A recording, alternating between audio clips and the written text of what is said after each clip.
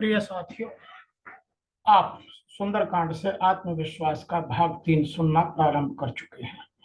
बाबा तुलसीदास जी ने सुंदरकांड में हमारे आत्मविश्वास को और बल देने के लिए, उसको और विकसित करने के लिए बहुत सारे सुगम, सरल तथा तथ्यों से साथ, बहुत सारे उदाहरणों के साथ हमें यह समझाने की कोशिश की है कि हम अपने आत्मविश्वास को कैसे जगा सकते हैं।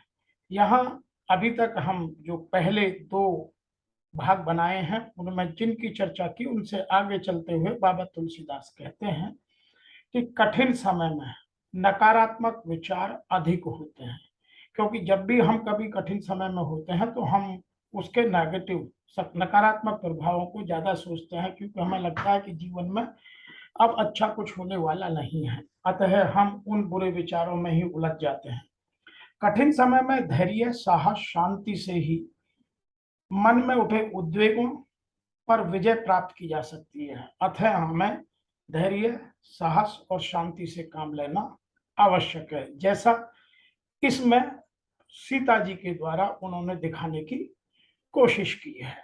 अगला उदाहरण जो हम यहाँ लेते हैं वह यह है कि जब हम नकारात्मक विचारों में फंसे होते हैं तो उनके बीच में कुछ सकारात्मक प्रभाव के विचार भी आते हैं और उनकी संभावना बहुत प्रबल होती है, लेकिन हम मिस कर देते हैं। लेकिन यहाँ सीता जी ने त्रिजटा की बात को सुना, समझा और अपने आप को और आत्मविश्वास से भरपूर किया। तो यहाँ यह बात हमें थोड़ा समझने की है कि हमें अपने जीवन में कभी भी व्यवस्थाओं से भागना या उनसे मुंह मोड़ लेना ही कोई हमारी समस्या का निदान या हल नहीं दे सकता। हमें कभी भी व्यवस्थाओं से भागना नहीं है। इंग्लिश में कहते हैं नेवर गिव अप। नंबर 3 बात करते हैं नकारात्मक विचारों में भी सकारात्मकता, दृढ़ता से ही आत्मविश्वास का नाम है। तो नकारात्मक विचारों में जब हम सकारात्मकता खोजते हैं तो वह दृढ़ विश्वास से ही मिल सकती है, अन्यथा नहीं। जैसे यहाँ सीता का श्री राम में आत्मविश्वास अडिग, इसलिए बार बार हर बात में सकारात्मकता पैदा करती है। अगला है त्रिजटा ने अपने सपने के बारे में नकारात्मक तथ्यों को छोड़कर सकारात्मक तथ्यों की बात की, तो सीता जी का आत्मविश्वास पुनः जगा। तो मैं यहाँ यह कहना चाहता हूं कि कठिन समय में छोटा सा पराक्रम भी आपको, आपके विचारों में बड़े बड़े बदलाव ला सकता है। जैसे यहाँ त्रिजटा ने उनको कुछ बोला और उन्होंने त्रिजटा की बात को सुनकर उनसे पहले तो नकारात्मकता की बात की कि मुझे आग ला दो, मैं अपने आप को जलाना चाहती हूँ, लेकिन बाद में उन्होंने लगा कि नहीं, इससे काम नहीं होगा, तो उन्होंने में अपने में सकारात्मकता पैदा की और उन सब चीजों को आगे बढ़ाते हुए उन्होंने अपने आप को संभाल कर और पुनः अपने विचारों को फिर इकट्ठा करना स्वीकार किया। उसी समय जब सब राक्षसियां सो गई तो हनुमान जी ने ऊपर से पेड़ से अंगूठी गिराई, जो सीता जी के लिए महान प्रेरणा का स्रोत बनी। अंगूठी का गिरना हमें यह समझाता है कि अवसर का सदुपयोग कैसे किया जाए।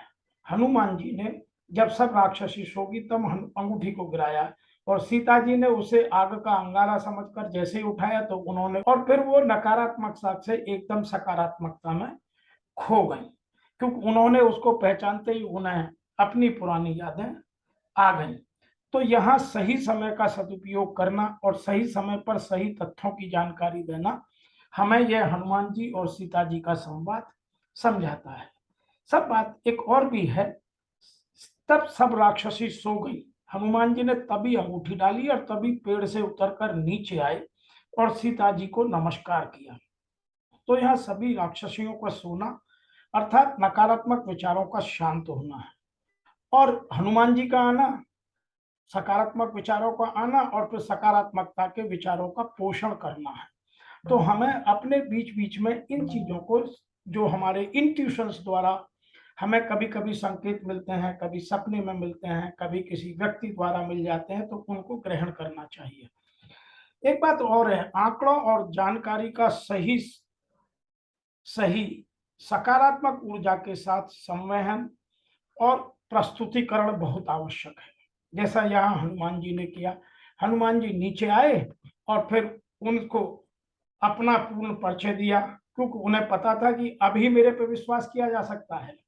और हनुमान जी पर माता सीता ने एक साथ विश्वास नहीं किया, उन्होंने बहुत सारे प्रश्न किए, उन्होंने बहुत सारे प्रश्नों का सही तरीके से ऐतिहासिक तथ्यों के साथ उनको उन रोचक जानकारियों से अवगत कराया, श्री राम की उन सामर्थ्यों को बतलाया जिनसे उनमें विश्वास पैदा हो गया। अतः हमें जब भी कभी हम लोगों के साथ बात करें तो सबसे पहले हम संशय को दूर करने के लिए, या संशय कन्फ्यूजन है, वह हमारे विचारों की, दूसरे पॉजिटिव विचारों की ग्राह्यता को, उत्साह को, उमंग को, जोश को, उल्लास को कम करता रहता है। अतः हमें सबसे पहले अपने मन में पैदा हुए संशय को या तो दमन करें या मार दें।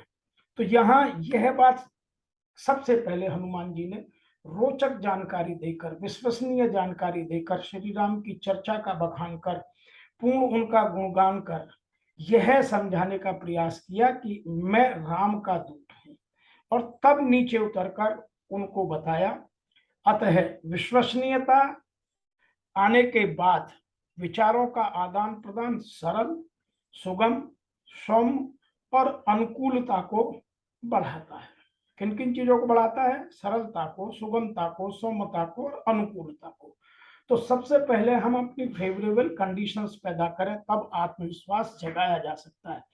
और यहाँ यह बात भी कहने की है कि जो अंत में यहाँ बाबा तुलसीदास जी ने लिखा कि जब हनुमान जी ने उन्हें सब बातें बता दी, सीता जी को विश्वास हो गया, तो उन्होंने एक बात की जिस पर सीता ने पूर्ण विश्वास किया। निश्चर निकर पतंग सम रघुपति भान कृशान, जननी हृदय धीर धरु जरे निशाचर चान।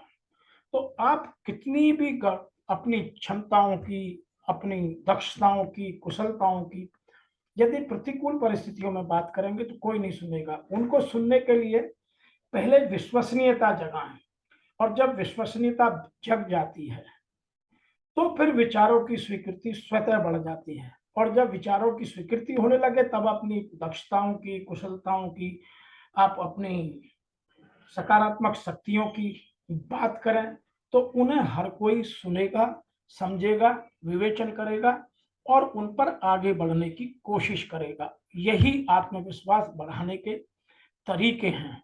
अतः हमें आज इस भाग 3 से ये सब चीजें जानकारी मिलती हैं कि हम विषम परिस्थितियों में भी अपने धैर्य को, अपनी सौम्यता को, अपनी शांति को भंग ना करें।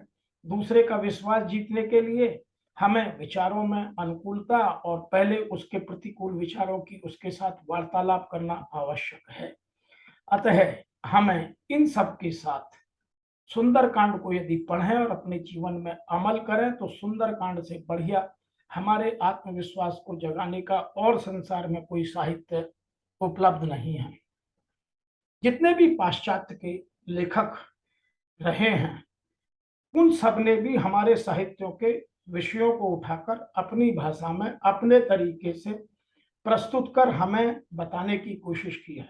तो मैं यहाँ एक बात यह भी कहना चाहता हूँ कि हमारा रामचरितमानस हमारे जीवन के उत्थान के लिए सभी सुगम साधनों का, सभी तथ्यों का, सभी नीतिपरक बातों का, सभी मूल्य या विश्वासों का जनक है। अतः हमें रामचरितमानस के सुंदरकांड को पढ़ते समय अपने विचारों पर नियंत्रण और उनके विचारों, अपने विचारों में स्वच्छता, गंभीरता और गहनता लाना आवश्यक है।